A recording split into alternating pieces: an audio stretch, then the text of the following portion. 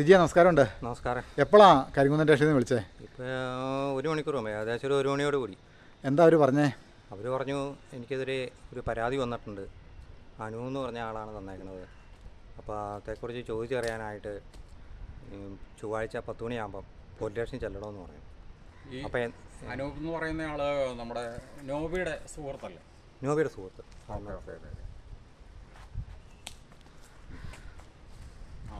അറിഞ്ഞിരിക്കാനായിട്ട് ചോദിച്ചു.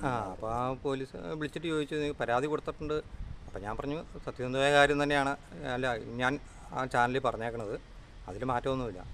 എന്നാലും പറഞ്ഞു അതേക്കുറിച്ച് ചോദിക്കാനാണ്, പരാതി വന്നിട്ടുണ്ട്, അപ്പോൾ ചൊവ്വാഴ്ച 10 മണിയാകുമ്പം പോലീസ് സ്റ്റേഷനിൽ വന്നെന്ന് പറഞ്ഞു. അത് കുഴപ്പമില്ല, ഞാൻ വന്നോളാം എന്ന് ഞാൻ പറഞ്ഞിട്ടുണ്ട്. ഈ അനൂപ് പരാതി കൊടുക്കാനായിട്ടുള്ള ഒരു സാഹചര്യത്തെപ്പറ്റി എന്തെങ്കിലും തോന്നുന്നുണ്ടോ? അതിനുള്ള കണ്ടൻറ്റ്, അനൂപ് അങ്ങനെ ഒരു പരാതി കൊടുക്കണമെങ്കിൽ അതിനുള്ള ഒരു കണ്ടൻറ്റ് അതിനകത്ത് വന്നിട്ടുണ്ടോ? അങ്ങനെ ഒരു പരാമർശം വല്ലതും ഇതിനു മുമ്പ് ഉണ്ടായിട്ടുണ്ടോ? ഇല്ലല്ലോ.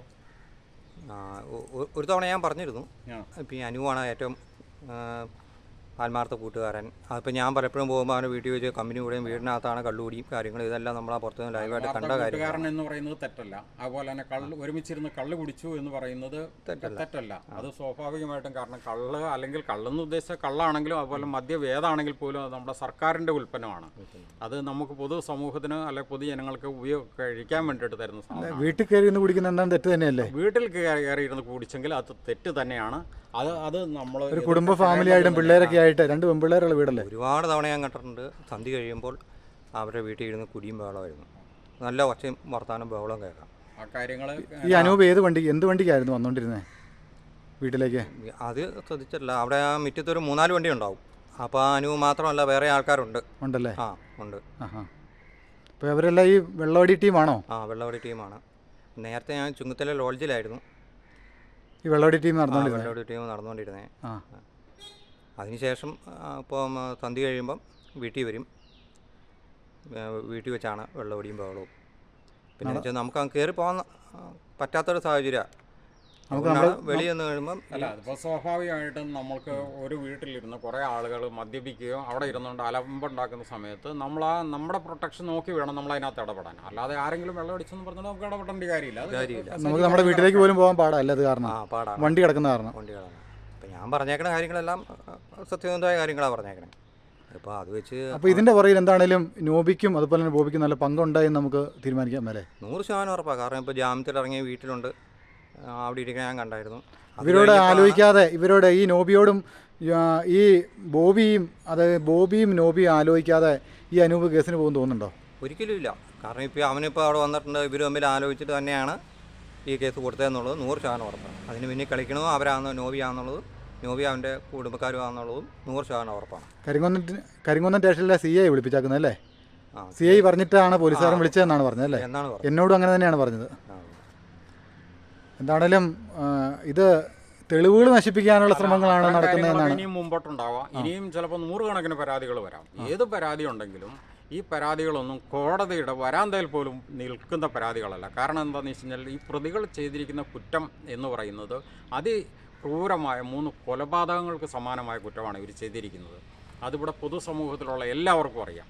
അപ്പോൾ അതിനെതിരെ പൊതുസമൂഹം നീതിബോധത്തിൽ നിന്നുകൊണ്ട് പറയുന്ന കാര്യങ്ങളെ മൂടി വെക്കാനും അല്ലെങ്കിൽ അവരെ ഉന്മൂലനം ചെയ്യാനോ അവരെ ഒതുക്കാനോ വേണ്ടിയിട്ട് ഇനിയും പരാതികൾ അനേകം വന്നേക്കാം. ആ പരാതികൾക്കൊന്നും യാതൊരു അടിസ്ഥാനവുമില്ല. ചേമ്പലയിൽ വീഴുന്ന വെള്ളം പോലെ മാത്രമേ ആ പരാതികൾ അവിടെ നിലനിൽക്കുകയുള്ളൂ. അത്രേ ആ പരാതികൾക്ക് ആയുസുള്ളൂ. പേടിയോ ഭയമല്ലോ ഉണ്ടോ? ഇല്ല, എന്തിനു പേടി? പറഞ്ഞേക്കണതല്ല സത്യസന്ധമായ കാര്യം. അതിനിപ്പോൾ നമ്മൾ ആരെ പേടിക്കാൻ? സത്യസന്ധമായിട്ട് നമ്മൾ കാര്യങ്ങൾ മുന്നോട്ട് പോയി നമ്മൾ ആരെ പേടിക്കുന്ന, ആരെ ഭയക്കുന്നല്ലേ?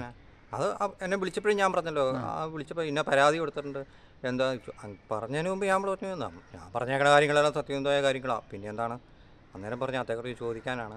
അപ്പോൾ ആ പരാതി കിട്ടിയതിലേക്ക് അന്വേഷിക്കണം, വരാമെന്നും പറഞ്ഞു.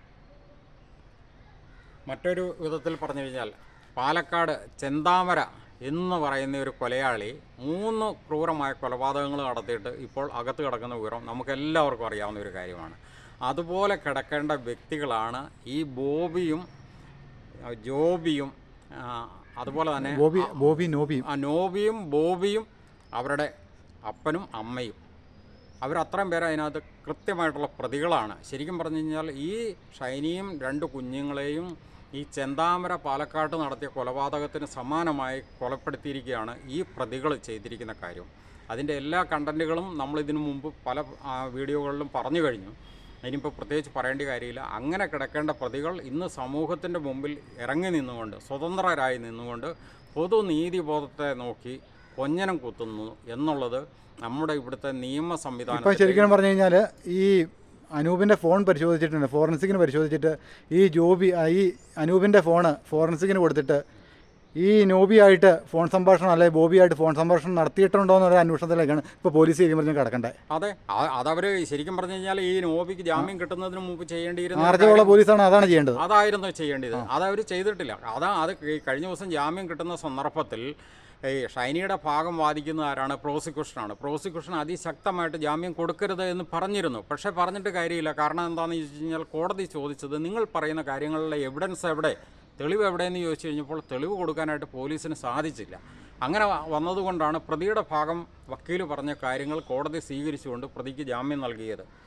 അപ്പോൾ ഇവിടെയെല്ലാം ഈ നിയമ സംവിധാനത്തിൻ്റെ ഒരു ബലഹീനത പ്രത്യക്ഷത്തിൽ പൊതുസമൂഹം തിരിച്ചറിയുന്നു. അതാണല്ലോ ഇപ്പം ജാമ്യത്തും കിട്ടി, അതാണല്ലോ നോബിക്ക് ജാമ്യം കിട്ടിയ ഉടനെ തന്നെ പരാതിയിലേക്ക് കടക്കാനായിട്ട് ഈ കൂട്ടുകാരനെ ഈ നോബിയും അതുപോലെ തന്നെ ജോബിയും പ്രേരിപ്പിച്ചത്. തീർച്ചയായിട്ടും അങ്ങനെയാണ് ഇത്തരം പരാതികൾ വരുന്നത്. ഇനിയാണെങ്കിൽ പരാതികൾ വരും. ഈ പരാതികൾക്കൊന്നും യാതൊരുവിധ അടിസ്ഥാനമില്ല. ഈ പരാതികളിലൊന്നും പേടിക്കുന്ന ജനങ്ങളല്ല ഈ പൊതുസമൂഹത്തിൽ ഉള്ളത് എന്ന് ഈ പ്രതികളോട് ഒന്നും കൂടെ അടിവരയിട്ട് പറയുന്നു. അപ്പം ചൊവ്വാഴ്ച സ്റ്റേഷനിലേക്ക് പോകാമല്ലേ? ചൊവ്വാഴ്ച പോയേക്കാം. അപ്പോൾ അവർ ചോദിക്കുന്നതിനെ നമുക്ക്, കാരണം വീഡിയോ അവർ കണ്ടെന്നല്ല പറഞ്ഞത്, വീഡിയോ എല്ലാം കണ്ടു. അപ്പം അതിൻ്റെ ഒന്നോടെ നമ്മുടെ വീഡിയോ എല്ലാം കണ്ടു. നമ്മളിൽ നിന്ന് അതിൻ്റെ തെളിവുകൾ എടുക്കുക, അതിൻ്റെ കാര്യങ്ങൾ വിശകലനം ചെയ്യുക. അപ്പം ഇവരുടെ തെറ്റുകൾ സമ്മതിക്കാനായിട്ട് തയ്യാറായിട്ടില്ല. ഒരിക്കലും ഇല്ല.